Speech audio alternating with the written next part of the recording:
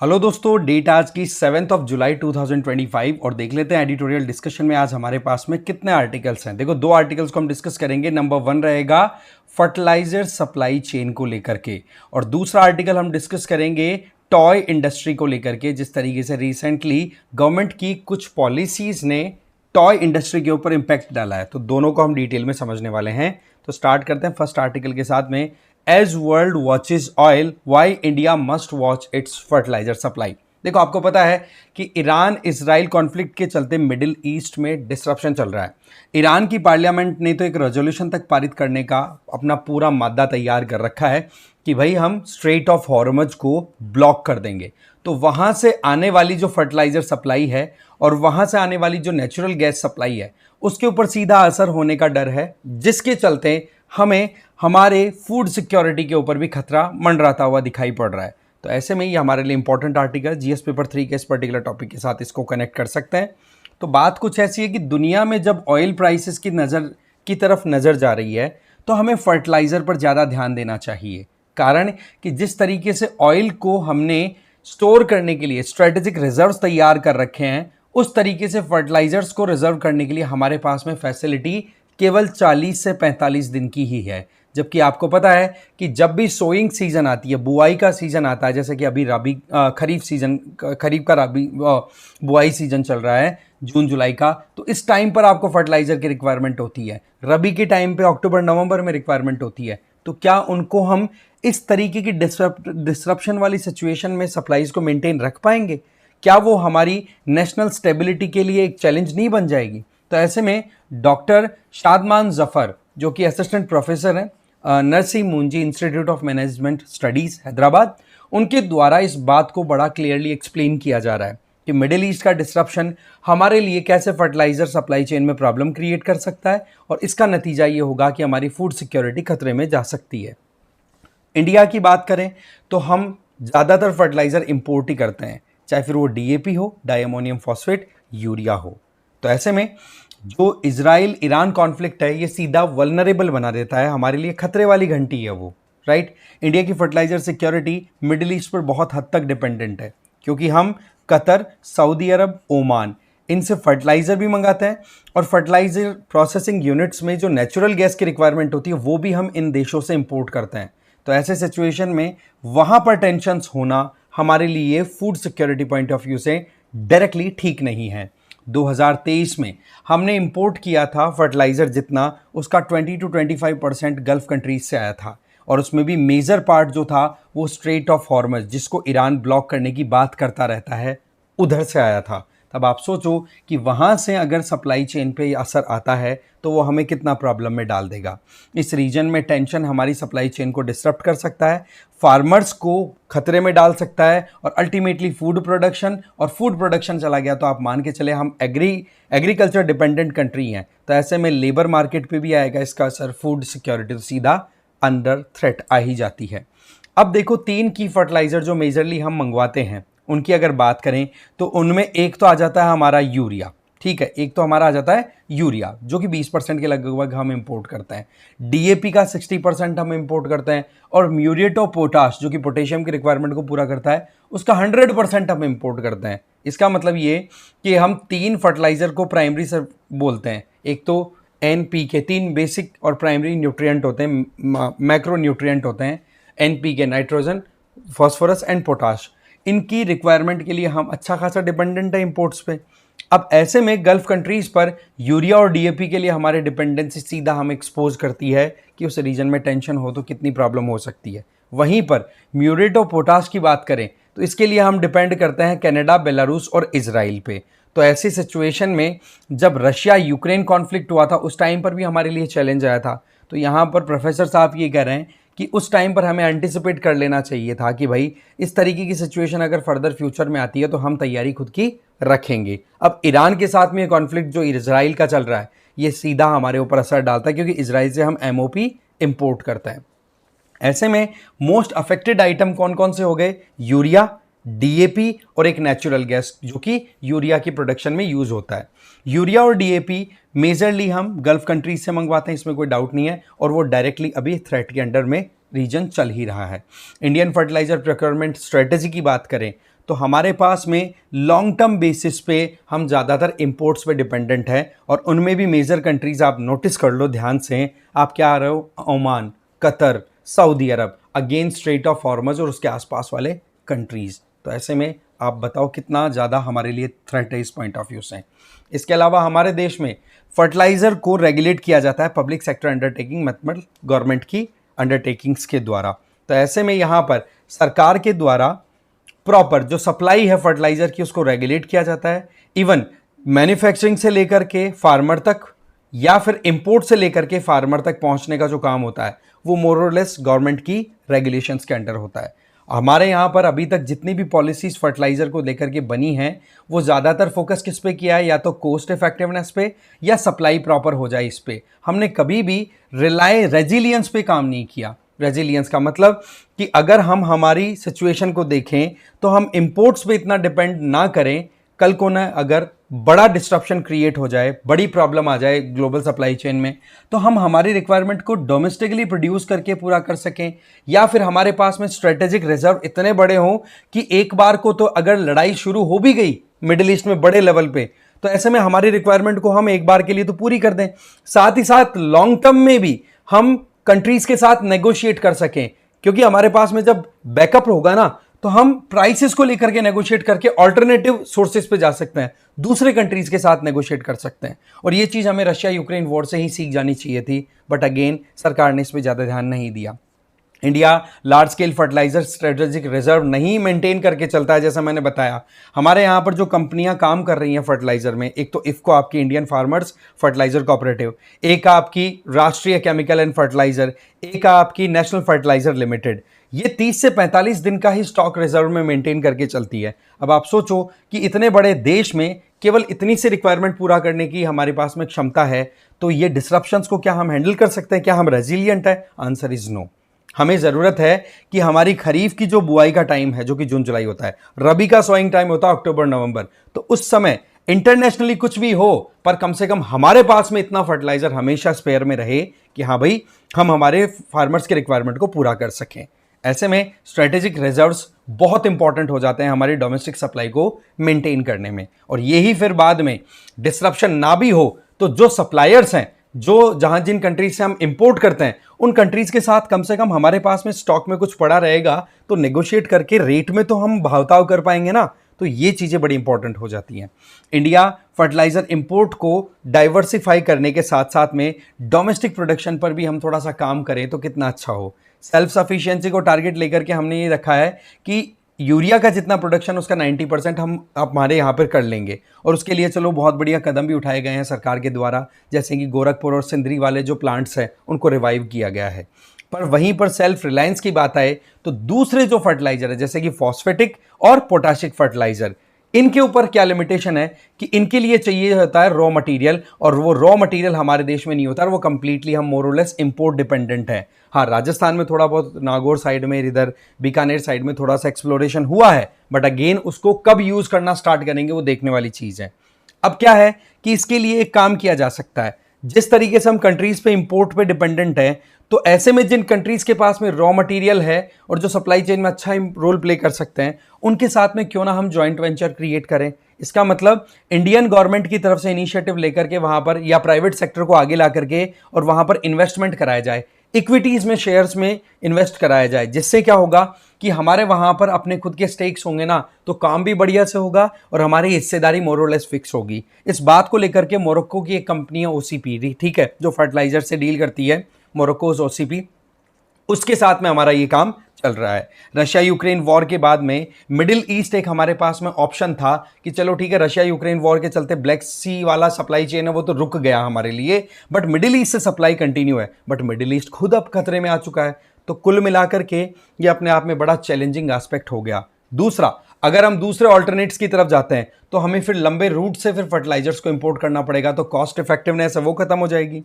तो हमें supply base को बढ़ाने की ज़रूरत है, हमारे रिजर्व्स बढ़ाने की ज़रूरत है, और हमारी रेजिलियंस तभी बढ़ेगी जब हम खुद की जो डोमेस्टिक प्रोडक्शन है उसको एक्सपेंड करें, ओवरसीज इन्वेस्टमेंट को अट्रैक्ट करें और सेल्फ सफिशिएंसी के ऊपर रिलाई करें। सेल्फ सफिशिएंसी का मतलब क्या हुआ कि आज अपन खुद की रिक्वायरमेंट को पूरा करने की सोच रहे हैं, तो अगर हमारे पास में रिसर्च एक्सप्लोरेशन प्रॉपर हो, इन्वेस्टमेंट एकदम प्रॉपर हो, जॉइंट वेंचर्स पे हम काम करें, तो थोड़ा बहुत हम बेच भी सकते हैं, राइट। तो ज़्यादा भी नहीं, तो सिचुएशन अगर क्रिटिकल बन जाए तो ऐसे में हम स्टेबल रहें, राइट। इंडिया की फर्टिलाइजर सेक्टर की बात करें तो हमारे यहाँ पर स्ट्रक्चरल और पॉलिसी चैलेंज, दोनों तरीके के चैलेंज का सामना करना पड़ता है। जैसे कि जब फाइनल प्रोडक्शन की कैपेसिटी की बात करें, उसमें भी इंप्रूवमेंट की गुंजाइश है। हम बहुत ज़्यादा इंपोर्ट पे डिपेंडेंट है raw material point of view से। जैसे मैंने बताया कि पोटाश एन पी और के लिए आप बहुत ज़्यादा डिपेंडेंट हो इंपोर्ट्स पे, और यही फिर हमें हमारी प्रोडक्शन कैपेसिटी को चैलेंज करने वाली सबसे बड़ी कमज़ोर कड़ी है, ठीक है।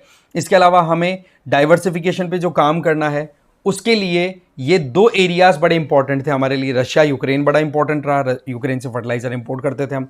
ईरान इजराइल भी इंपॉर्टेंट है, बट अगेन ये दोनों रीजन्स कॉन्फ्लिक्टिंग बन चुके हैं, तो ऐसे में हमें थोड़ा सा और ध्यान देना होगा। जैसे कि हमारे पास में एग्जिस्टिंग पुराने प्लांट्स हैं, क्यों ना हम उनको थोड़ा सा लेटेस्ट टेक्नोलॉजी बेसिस पे इम्प्रोवाइज करके एनर्जी एफिशिएंट बनाएं। क्यों ना हम डिलेज में जो डिस्ट्रीब्यूशन होता है, जो लॉजिस्टिक डिले होता है कि हाँ भाई पोर्ट से लेकर के फार्म तक पहुंचना, या फिर जो आपका प्रोडक्शन है वहां से लेकर के फार्म तक पहुंचना, उसमें जो डिले होता है वो खत्म हो। बाकी जो ऑल्टरनेटिव है, जैसे नैनो यूरिया का आपने कॉन्सेप्ट सुना होगा, बायो फर्टिलाइजर, ऑर्गेनिक फर्टिलाइजर, इनकी बात होती है, बट उस पर अप टू दिमाग काम नहीं हो रहा है, उसमें सेलेक्टेड पॉकेट्स में ही काम होता हुआ दिखाई पड़ रहा है।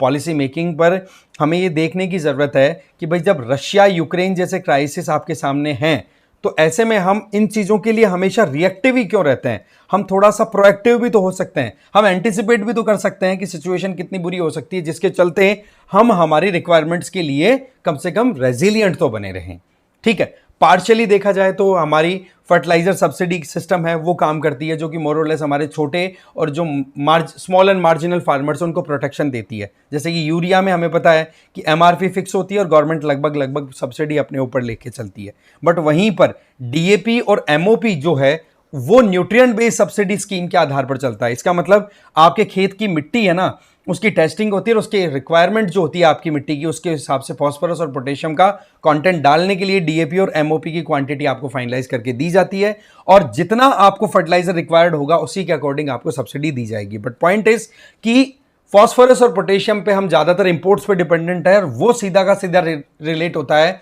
जियोपॉलिटिकल सिचुएशन से। तो ये कॉन्फ्लिक्टिंग कंडीशंस है ना, ये फर्टिलाइजर की रेट बढ़ा सकती है, जो सीधा फिर किसको इंपैक्ट करेगी? छोटे और मार्जिनल फार्मर्स को। साथ ही साथ सब्सिडी डिलीवरी में हमारे डिले है, सप्लाई चेन डिस्ट्रप्शन, अवेयरनेस की कमी है, और इसके अलावा स्मॉल फार्मर्स की तरफ अगर हम नज़र डालें तो वहाँ पर वो लोग इतना ज़्यादा डाइवर्सिफिकेशन के अभी जाता हुए दिखाई नहीं देते हैं। तो ऐसे सिचुएशन में हमें ऑल्टरनेट्स पर भी काम करना होगा, फार्मर्स को इंसेंटिवाइज भी करना होगा कि भाई आप केवल यूरिया पे डिपेंडेंट ना रहें, आप कैसे अपनी खेती को इम्प्रोवाइज कर सकते हैं अपनी बेस्ट फार्मिंग प्रैक्टिसेस के बेसिस पे। सरकार के द्वारा प्रधानमंत्री किसान सम्मान निधि योजना चलाई जा रही है, बट अगेन वही बात है कि उससे लिमिटेड रिलीफ ही मिलती है। जब एक बार में इनपुट कॉस्ट बढ़ जाती है तो फार्मर फिर बाद में बहुत ज़्यादा खतरे में चला जाता है कि भाई मार्केट में तो इतने भाव मिल नहीं रहे हैं, बिचौलिए ज़्यादा पैसा कमा रहे हैं, और हमारे ऊपर बर्डन फर्टिलाइज़र का बढ़ता चला जा रहा है। यूरिया को अफोर्डेबल बनाना, कॉस्ट इफेक्टिव बनाना, इस पर गवर्नमेंट काम कर रही है, that is okay, but fact of the matter is अगर इस टाइम पर फॉस्फोरस और पोटेशियम पर भी हमने सही से ध्यान नहीं दिया तो फाइनेंशियल बर्डन डेफिनेटली आएगा। दूसरा, अगर इसी तरीके से फर्टिलाइजर्स को हम सब्सिडाइज रेट पे देते रहे तो सरकार पर भी तो सब्सिडी को हैंडल करने का लोड रहेगा, जिसकी वजह से फिस्कल डेफिसिट बढ़ेगा, और वो फिर लॉन्ग टर्म में एग्रीकल्चर को नेगेटिवली इंपैक्ट करेगा। कैसे? अब आप समझो, अगर आपने फर्टिलाइजर पे सब्सिडी दे दी तो आप जो एग्रीकल्चर में आप इनपुट या फिर जो भी सिस्टम तैयार करना चाहते हैं, मान लो यूरिया मैन्युफैक्चरिंग के लिए प्लांट लगाना चाहते हैं, तो सब्सिडी में जो पैसा चला गया वो कहां पर आपको भरपाई करवाएगा? फिर आप यूरिया प्लांट लगाने से दूर चले जाओगे। ऐसे में जो लॉन्ग टर्म सोल्यूशन हो सकता है वो एकदम से खत्म हो गया। तो आप सोचो कि पोटेंशियल जो है एग्रीकल्चर का वो कितना वीक हो जाएगा। जो एग्रीकल्चर के लिए इंफ्रास्ट्रक्चर डेवलप होना चाहिए वो नहीं हो रहा, तो इसका मतलब कंप्लीटली सब्सिडी पे भी रिलाई करना ठीक बात नहीं है। फिर आ जाओ आप कि क्या हम फर्टिलाइजर को नेशनल सिक्योरिटी प्लानिंग के साथ जोड़ के चल रहे हैं? Answer is no. अब यहां तक हमें यहां पर करने की जरूरत है कि नेशनल सिक्योरिटी की जब बात आती है, इसका मतलब हम बाहर से बुरी से बुरी परिस्थिति में किसी भी कंट्री पे डिपेंडेंट ना होते हुए सेल्फ सफिशिएंसी या कहें कि हमारी रिक्वायरमेंट को पूरा करते हुए आगे बढ़ें, तो उसके लिए हमें थोड़ा सा इनपुट इंटेंसिव एग्रीकल्चर इकोनॉमी पे काम करना होगा। फर्टिलाइजर एक बहुत इंपॉर्टेंट पॉइंट है। एग्जैक्टली जैसे हम ऑयल को लेकर के बड़ी सोचते हैं ना, उतना हम फर्टिलाइजर को लेकर नहीं सोचते। जबकि ऑयल का इंपैक्ट ट्रांसपोर्टेशन और इनकी वजह से कॉस्टिंग पे आता है, तो फर्टिलाइजर का तो सीधा असर आपकी थाली के ऊपर। तो ऐसे में हमें थोड़ा सा फिजिकल स्टेबिलिटी, रूरल इनकम और फूड सिक्योरिटी तीनों को साथ लेकर के सोचने की जरूरत है। फर्टिलाइजर सिक्योरिटी जो है वो नेशनल सिक्योरिटी का पार्ट होना चाहिए। हमें स्टेबल और अफोर्डेबल सप्लाई इंश्योर करने की जरूरत है फर्टिलाइजर्स की, जिससे कि हमारा फूड सिस्टम एकदम प्रोटेक्टेड रह सके।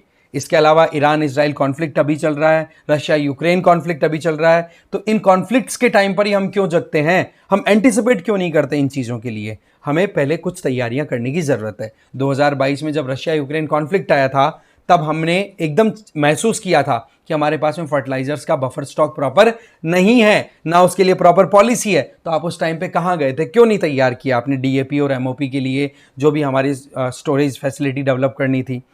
तो हम फार्मर्स को इंसेंटिवाइज करने में पीछे रह जाते हैं कि भाई आप लोग इन फर्टिलाइजर्स को एक्सेसिवली यूज मत करो। जैसे कि आपने सुना होगा कि यूरिया अंधाधुंध तरीके से यूज होती है, तो वो चीज फिर बाद में फर्टिलिटी ऑफ सॉइल के लिए भी बड़ा खतरा साबित होती है लॉन्ग टर्म में। रशिया यूक्रेन वॉर के चलते नाइट्रोजन, पोटाश और अमोनिया सप्लाई, इसमें डिस्रप्शन का पूरा इंपैक्ट आया था। रही सही में एलएनजी की जो हमारी रिक्वायरमेंट है उस पर असर आ गया आपका, ये जो अभी कॉन्फ्लिक्ट चल रहा है इजराइल ईरान का।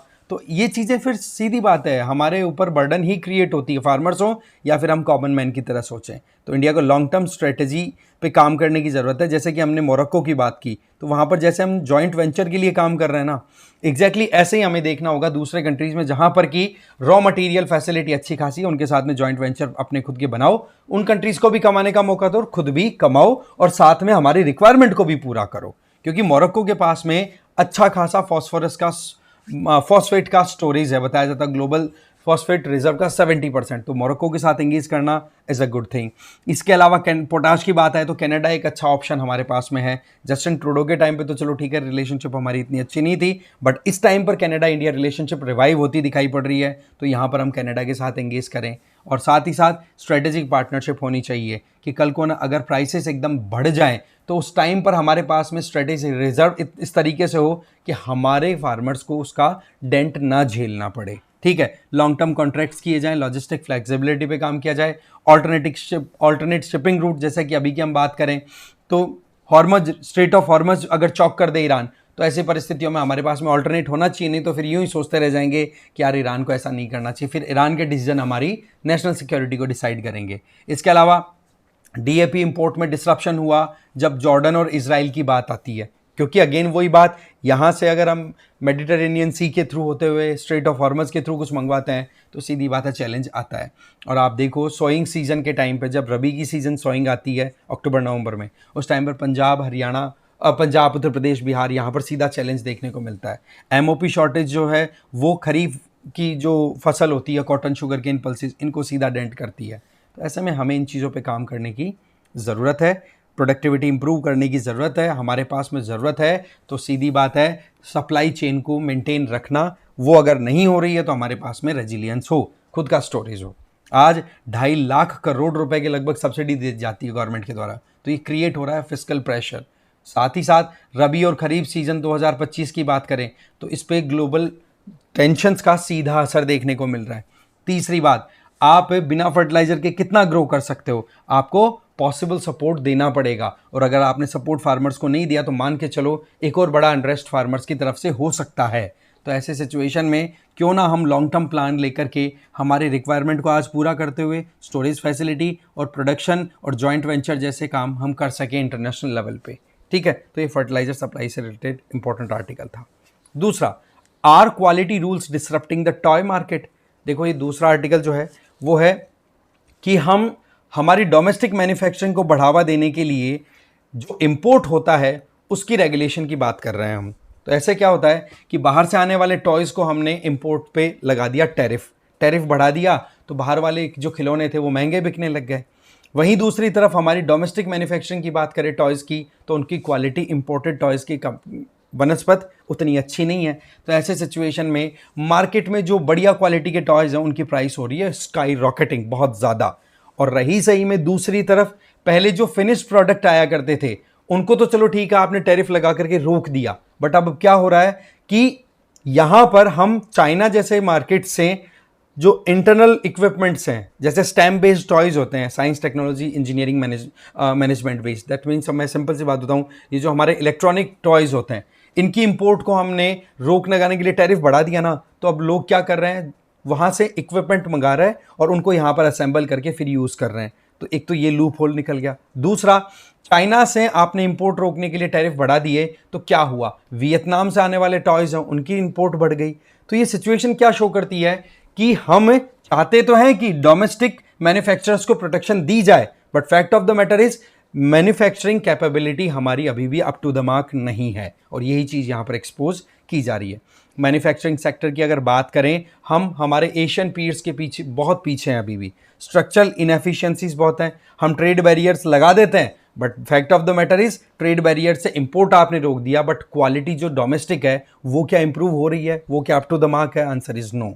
तो ऐसे में गवर्नमेंट की तरफ से क्वालिटी कंट्रोल ऑर्डर्स इशू किए जाते हैं जिससे कि वो इंपोर्ट होने वाले प्रोडक्ट को क्वालिटी के नाम पर रोक देते हैं, जिसको हम नॉन टैरिफ मेजर्स बोल देते हैं कि हाँ भाई टैक्स तो नहीं बढ़ा रहे बट आपके प्रोडक्ट की क्वालिटी अच्छी नहीं है ना, इसलिए हमारे देश में हम एंट्री नहीं देंगे। ये कह के आपने इंपोर्ट को तो रोक दिया, बट हो क्या रहा है कि वहां पर जो क्वालिटी वाइज डोमेस्टिक प्रोडक्शन होना चाहिए वो नहीं हो रहा। तो ये सिचुएशन टॉयज के साथ में अभी देखी गई है, जिसका मोर और लेस ब्रॉडर इकोनॉमिक इंपैक्ट देखने को मिल रहा है। तो टॉय इंडस्ट्री की बात करें तो ये एक बहुत बढ़िया एग्जांपल है। 2020 में quality control order toy industry के लिए रिलीज किए गए थे, जिसमें एक तो टैरिफ इंक्रीज किया गया था। 2019 में टॉय इंपोर्ट के ऊपर 20% टैरिफ था, जो कि 2024 में 70% तक हो चुका है।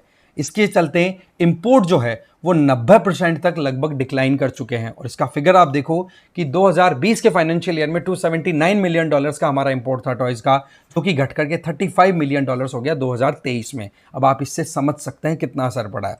इसका मतलब ये कि जो पॉलिसी गवर्नमेंट ने बनाई थी, जो सोचा था कि इंपोर्ट को कम करना है, वो तो चलो आपका बहुत बढ़िया हो गया, बट इसका एक कॉन्सिक्वेंस क्या है वो यहां पर आप देख सकते हैं कि हम चाह रहे थे कि हम सेल्फ सफिशिएंसी की तरफ जाएं, बट ये जो एकदम से आपने रेस्ट्रिक्शन लगाई है ना टॉयज के ऊपर, इससे जो डायरेक्ट सप्लाई चेन थी वो तो रुक गई, बट मैंने बताया आपको टॉयज को बनाने के लिए जो पार्ट्स थे उनके इंपोर्ट में राइज देखने को मिल गया। तो ऐसे में आप बताओ क्या हम सफल हुए इस तरीके के, आप कह सकते हो, बैरियर्स लगा करके हमारी पॉलिसी को सक्सेसफुल बनाने में? नहीं ना। तो ये चीज आ रही है। तो डोमेस्टिक मैन्युफैक्चरिंग कैपेबिलिटी हमारी उतनी अच्छी नहीं है।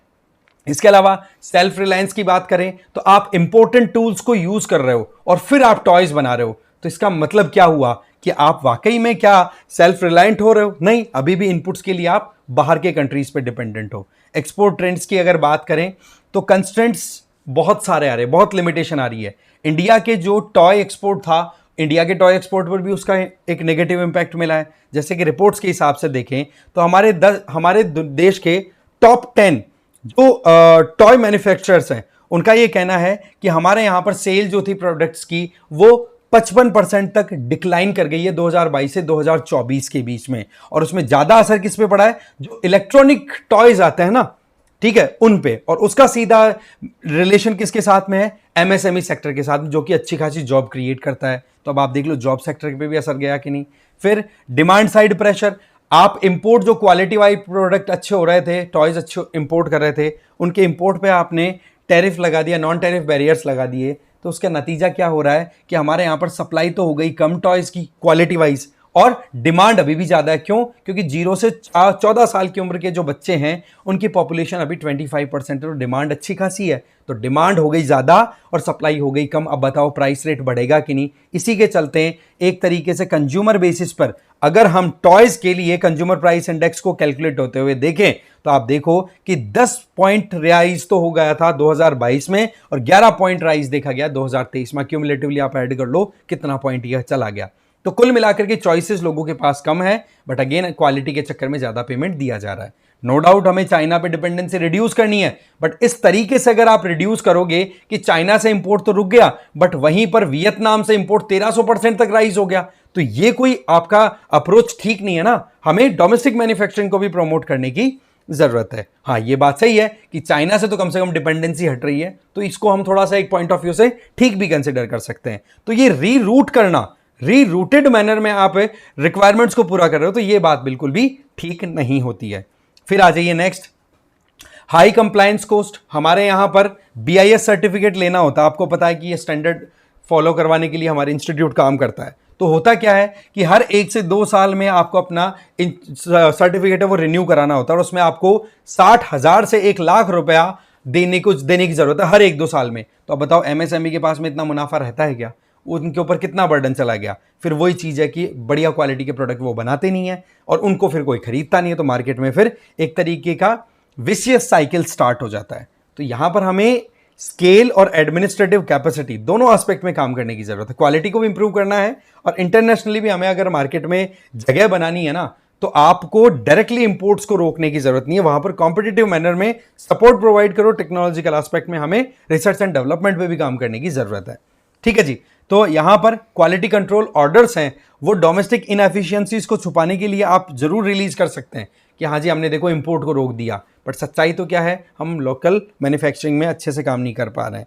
इसके अलावा सप्लाई डिस्ट्रप्शन करना, इसके अलावा इन्फ्लेशन का बढ़ना, कॉम्पिटिटिवनेस को हम इग्नोर करके चल रहे हैं कि हाँ भाई इंटरनेशनल मार्केट के प्रोडक्ट को हम हमारे यहाँ पर एंट्री नहीं देंगे, तो हम एकदम वो हो गया कि कबूतर ने आंखें बंद कर ली बिल्ली को देख करके। तो वो चीज़ें फिर बाद में इंटरनेशनल मार्केट में हमारे प्रोडक्ट के लिए अप्रोचेबल नहीं बन पाएगी वो सिचुएशन, है ना।